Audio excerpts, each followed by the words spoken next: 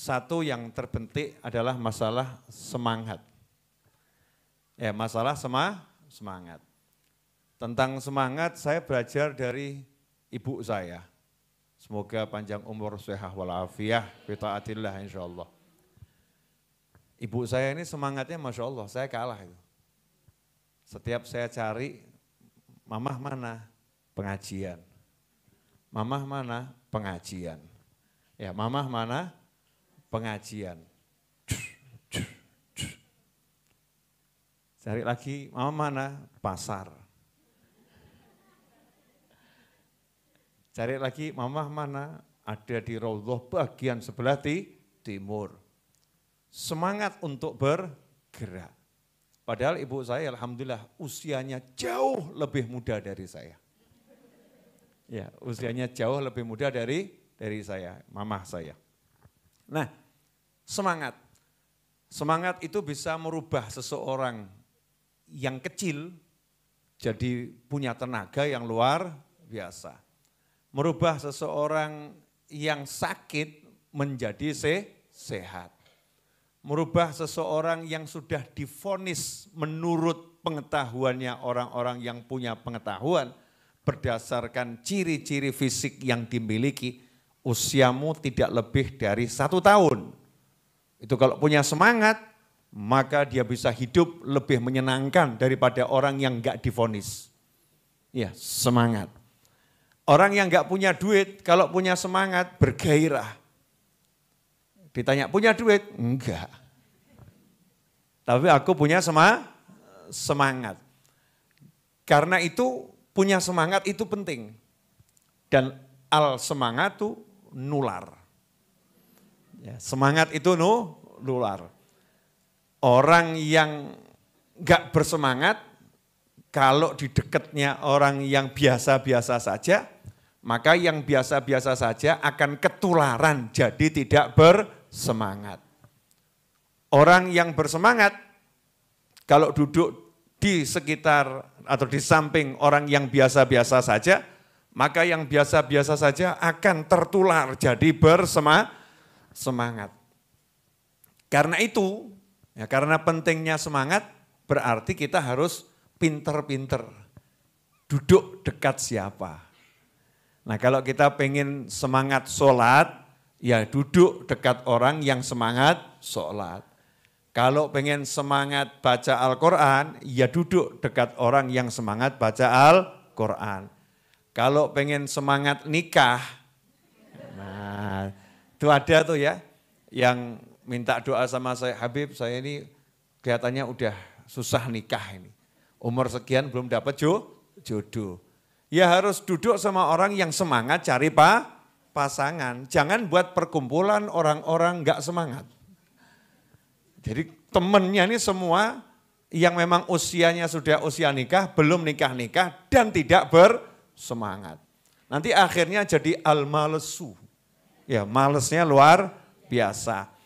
Kalau pengen semangat cari duit, ya cari nafkah, ya harus duduk sama orang-orang yang semangat cari nafkah. Makanya kalau ada orang yang males-males, itu dilarang ada di dekat Habib Novel bin Muhammad Al-Idrus. Tak suruh males, sana.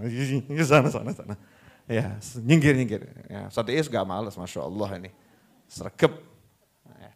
Kenapa? Wong saya udah rodok males, dikumpuli orang males, kan al-males kuadrat nanti. Jadinya kan mudah tertular. Saya mau kumpul sama orang yang energik, lincah gitu ya, bahasa Indonesianya lincah, tapi enggak kemurungsung, sigap, punya semangat yang luar biasa. Nah kalau kita udah punya teman yang bersemangat, pegang, karena itu kekayaan yang luar biasa, mahal. Ya termasuk dulu saya punya teman, ya ini anaknya juga hadir ngaji di sini, ya almarhum Dr. Hermansyah. Ya almarhum Dr. Hermansyah, semoga Allah merahmatinya di alam barzah sana, amin. Itu Dr. Hermansyah bilang, almarhum, saya itu dulu nyoba pengaruhnya semangat terhadap rezeki. Pengaruh semangat terhadap rezeki. Kalau saya berangkat dari rumah menuju tokonya orang tua saya di Klewer, karena memang dulu dididik gitu, untuk bantu jaga toko. Kalau berangkat ke tokonya orang tua saya di Klewer, berangkatnya itu jalan kaki, saya bersemangat, itu sampai di toko, tokonya laris.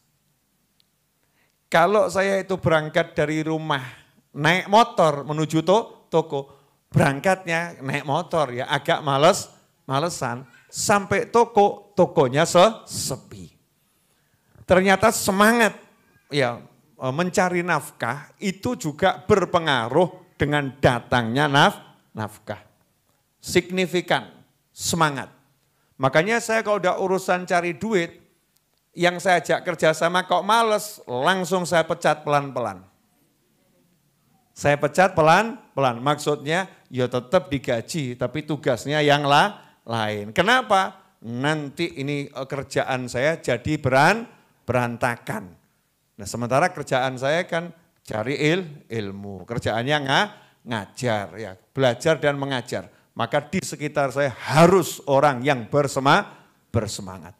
Begitulah dahulu para anbiya wal mursalin, para aulia was solihin, para nabi dan rasul, para wali menjaga semangatnya enggak boleh redup. Makanya ada tips cara agar kita tetap bersemangat, insya Allah akan saya bagi gratis ya pada sore hari ini. Karena kalau ngaji sama Habib Novel itu kan ada gratis, ada bayar. Ya Jumat malam gratis, Rebo sore gratis. Jumat malam gratis, dapat roti, dapat air, dapat kopi, dapat nasi. Masya Allah. Gratis plus. Betul? Rebo sore, alhamdulillah sore, nggak ada judul makan nasi. Ya kan ya? Rebo sore dapat air, dapat kopi, dapat roti. Betul? Gratis.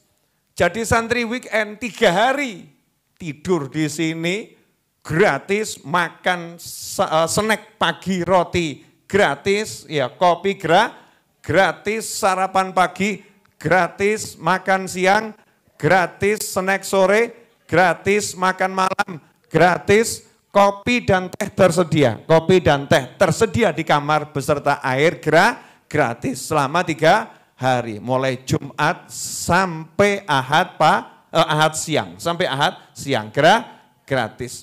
Pengajian yang lain, ya selain itu, kalau saya lagi live di YouTube juga gratis. Yang berbayar cuma satu, Zoom. Nah kalau Zoom berbayar, kenapa? Salah satu cara untuk ya menggratisi yang gratis adalah menarik bayaran dari yang ikut Zoom. Jadi dari jamaah oleh jamaah untuk jamaah. Itu konsep dakwah Habib Novel bin Muhammad Al-Idrus. Jadi kalau ada yang nanya, kok Zoom-nya bayar toh Bib? Nah iya, buat bayari yang gratis. Cukup Bib? Enggak. Tapi barokah ya, tapi barokah. Nah ini saya share, caranya gimana biar kita bersemangat. Jangan lihat saya bersemangat lah ini. Bersemangat. Ustadz Is tadi? Semangat, Masya Allah. Semangat mengakhiri. Begitu lihat saya langsung semangat untuk mengakhiri. Nah kenapa saya bersemangat? Karena saya pengen ibu-ibu juga pulang nanti membawa semangat. Minimal kalau ditanya suaminya ikut ngaji Rebu sore dapat apa? Semangat. Masya Allah. Akhirnya suaminya lanjutkan semangatmu, pijuti. Wah, Masya Allah. Siap. Ya senggol saja 1, 2, 3 selesai. Lo kok mandek? Insya Allah barokah. Jangan ngomong gitu ya. Jangan bilang kalau yang ngajari Habib Novel. Ini trik dan tips saudara-saudara. Nah, cara biar kita bersemangat. Cara biar bersemangat. Sekarang mau cari kumpulan orang-orang yang semangat kan enggak gampang ya. Biasanya orang bersemangat juga dikumpuli males. Karena terlampau beraktivitas. Caranya bagaimana? Mudah. Caranya adalah membaca kisah-kisah beliau-beliau dalam kehidupannya sehari-hari. Baca saja ceritanya. Jadi cerita itu punya pengaruh yang luar biasa untuk menyetrum kita. Ngecas ya, dengan baca cerita. Cerita apa misalnya? Kalau kita pengen semangat baca Al-Quran, ya baca kisahnya orang-orang yang semangat baca Al-Quran. Kalau kita pengen semangat sholat, baca kisahnya orang-orang yang semangat sholat. Kalau kita pengen semangat puasa, baca kisahnya orang-orang yang semangat puasa. Kalau kita pengen semangat sodakoh, baca kisahnya orang-orang yang semangat sodakoh. Kalau kita pengen semangat mengamalkan sunnah-sunnah Nabi Muhammad SAW, baca kisahnya orang-orang yang semangat mengamalkan kisah Nabi Muhammad, sunnah Nabi Muhammad SAW. Kalau kita pengen semangat ya mengamalkan atau semangat dalam mencari doa mukmin yang lain, baca kisahnya orang-orang yang mencari doanya mukmin yang lain. Contoh, ini contoh ya, ada seorang ulama itu rutin puasa sunnah, istiqomah puasa sunnah. Rutin ulamanya puasa sunnah. Siang hari lihat ada orang yang lagi bagi-bagi air. Lagi bagi-bagi air. Kalau kita lagi di Mekah, di Madinah itu ya, biasanya kan ada yang kemudian bagi air gratis. Zaman dahulu kala belum ada yang botolan. Jadi orang itu jalan memang bawa kan gitu ya, tempat air. Sambil dia teriak, siapa yang minum airku ini semoga dapat rahmat dari Allah Subhanahu wa ta'ala. Ulama tadi lewat dengar itu, langsung orangnya disamperin, saya minta airnya. Terus diminum. Maka selesai minum ada yang lihat, yang paham kalau ulama ini lagi puasa sunnah. Maka ditanya sama muridnya, sama temannya, sama sahabatnya. Kenapa kok tadi minum air, kan puasa sunnah? Jawabannya, puasa saya sampai sore belum tentu dapat jaminan rahmat. Bisa jadi puasa saya rusak. Bisa jadi puasa saya enggak diterima sama Allah Subhanahu wa ta'ala. Tapi orang tadi berdoa, siapa yang minum air saya, semoga Allah merahmatinya. Saya yakin doanya terkabul. Yang saya cari itu rahmat. Sanggup jangan ngaten. Ya, ini contoh bagaimana meyakini doanya orang lain. Saya kemarin buat contoh boleh ya? Buat contoh di perapatan. Ya di perapatan. Ada, tapi nanti jangan dicontoh sama yang lain ya. Di perapatan itu ada orang jual koran gitu ya. Dan jual macam-macam. Jual macam-macam. Yang setir Mas Seto. Ditawari, mau ini? Enggak. Ini? Enggak. Memang enggak butuh juga ya. Enggak butuh juga. Nah, tiba-tiba yang nawari itu ngomong, mados barokah, insya Allah barokah. Terus dia jalan. Saya bilang sama Mas Seto, buka jendelanya. Kenapa? Beri.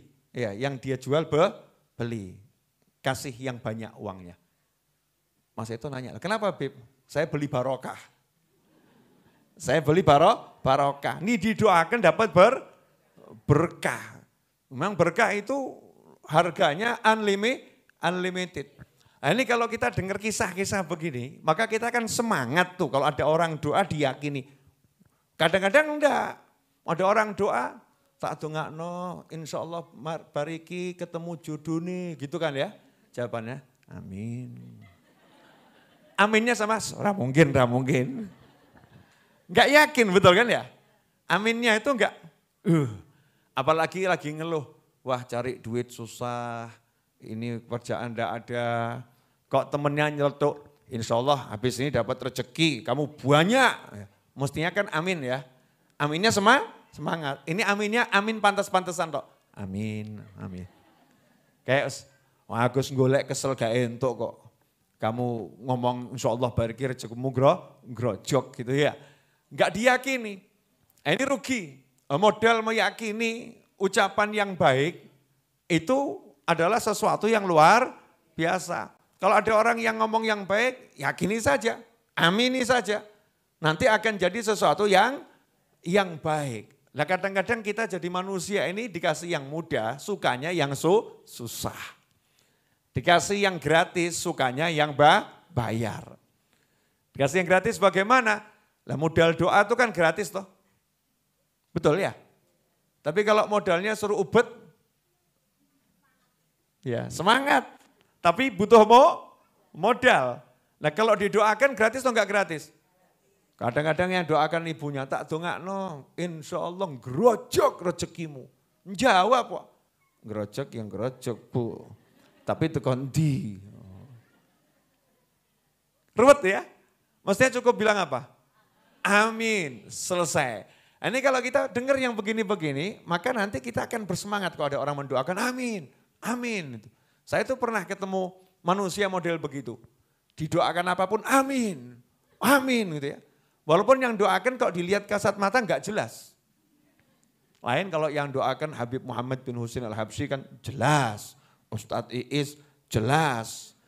Ya, ini yang mendoakan mohon maaf. Misalnya auratnya terbuka. Secara zahir syar'i enggak jelas. Tapi dia meyakini betul. Amin, amin, amin.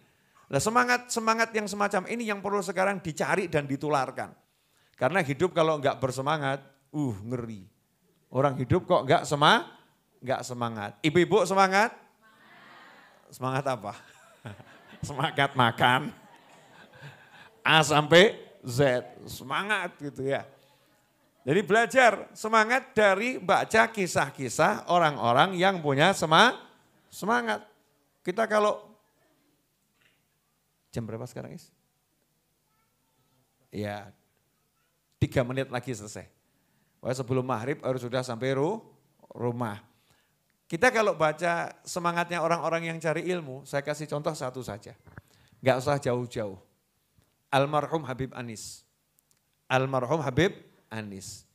Itu usia 78 tahun wafat beliau.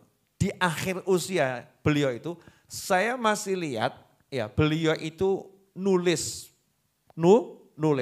ngambil dari buku yang tebal, dibuat rangkuman, ditulis dengan tangannya sendiri. Kemudian nanya sama saya, Noval, itu kalau saya belajar ngetik di laptop, kira-kira masih bisa enggak ya? Saya pengen beli laptop, pengen nulis di laptop. Habib Anis zaman itu, wafat tahun 2006. Ya, itu berpikir gimana saya nulis di laptop. Karena senangnya nulis. Usia 78 tahun, masih nulis.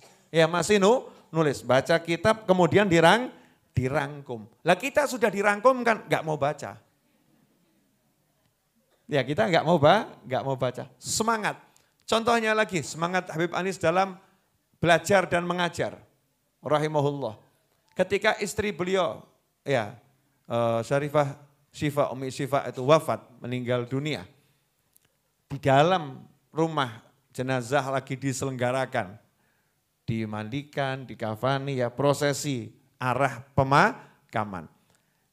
Di ruangan berikutnya tempat Habib Anis itu belajar dan mengajar, kalau bulan Rajab itu siang rutin baca kitab Sahih Al-Bukhari. Kami yang hadir merasa hari ini libur pengajian.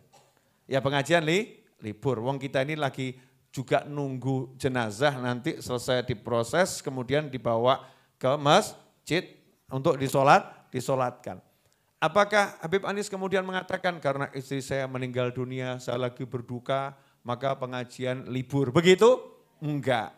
Beliau mengatakan ini waktunya baca Sahih Bukhari. Yuk kita baca Sahih Bukharinya. Walaupun cuma sebentar tapi dibaca. Semangat. Ya, untuk belajar dan mengajar. Sementara kita ngreges sedikit, Masya Allah, ngaji hilang, sholat hampir melayang. Iya, pengajian, bye-bye. Hilang semuanya, karena nggak punya semangat. Makanya yang dibutuhkan sekarang ini semangat, himmah. Kalau kita punya semangat, maka kita akan jadi pemenang dalam kehidupan. Kalau kita punya semangat, insya Allah kita jadi pemenang dalam kehidupan. Muncullah kalimat dari para ulama, himmatur rijal taqla'ul jibal. Dengan semangatnya para wali itu bisa nyabut gunung. Ya, dengan semangatnya para wali bisa nyabut gunung. Dalil, Masya Allah, oh no takut dalil. Alhamdulillah, ya Al-Quran itu lengkap semuanya ada. Contoh, ketika Nabi Sulaiman alaihissalam nanya siapa yang bisa mindah tahta Balqis. Siapa bisa bawa tahta Balqis, kursi singgasananya Ratu Balqis bawa ke sini. Siapa yang bisa? Jin Ifrit, jin yang terkuat mengatakan bisa, kurang lebih waktunya 1-2 jam saya bawa ke sini. Nabi Sulaiman enggak mau. Ya, kesuwen. Terlampau lama. Siapa bisa lebih cepat? Muridnya Nabi Sulaiman dengan semangat, ya dengan himmahnya, dengan semangat, tahta Balqis, singgasana Balqis di kerajaannya dipindah enggak sampai 1 detik. Tekan. Himmah. Dengan semangat. Maka muncul kalimat himmatur rijal taqla'ul jibal. Semangatnya para wali bisa mencabut gunung. Ashabul Kahfi, dalil lagi. Ini wali semua yang saya omongkan ya. Tadi muridnya Nabi Sulaiman. Ashabul Kahfi, hidup di satu kerajaan yang zalim. Sistemnya zalim. Pejabat di kerajaan itu zalim. Tapi enggak bisa merubah. Tapi semangatnya pengen kerajaannya jadi makmur, adil, ayem, tentrem seperti Indonesia insya Allah. Adil, ayem, tentrem ya, makmur. Pengen seperti itu. Maka pengen kemakmuran ya, kemakmuran, keadilan merata di mana-mana. Karena enggak mampu, semangatnya tapi pengen. Ya semangatnya pengen, karena enggak mampu keluar meninggalkan kerajaannya. Biar bisa membuat kehidupan yang baru di tempat yang baru. Hasilnya masuk gua, tidur 309 tahun. Tubuhnya tidur, semangatnya enggak tidur. Melek, Masya Allah, kerajaannya sudah dirubah sama Allah Subhanahu wa ta'ala. Jadi apa? Kerajaan adil, makmur, dan lain sebagainya. Ashabul Kahfinya ikut ngurusin? Enggak. Ikut memperjuangkan dalam arti bla bla bla bla ngajar? Enggak. Ngapain? Tidur. Ya, disuruh tidur sama Allah Ta'ala. Cukup semangatmu, tidurlah kamu, aku yang bereskan. Selesai. Tapi ya terus mbok tiru. Semangat, tidur. Bukan. Itu bukan tidur, ditidurkan, paham ya? Nah kalau yang tidak berbuat secara zahir dengan uzurnya, ditidurkan sama Allah Ta'ala, hasilnya seperti itu. Lantas bagaimana kalau dengan izin Allah kita diizinkan untuk bergerak, untuk berbuat dan lain sebagainya. Cari nafkah, cari ilmu, berdakwah. Maka insya Allah hasilnya luar biasa. Karena itu meskipun punya hutang minimal 3,5 M padahal lebih. Ya saya semangat tetap bangun.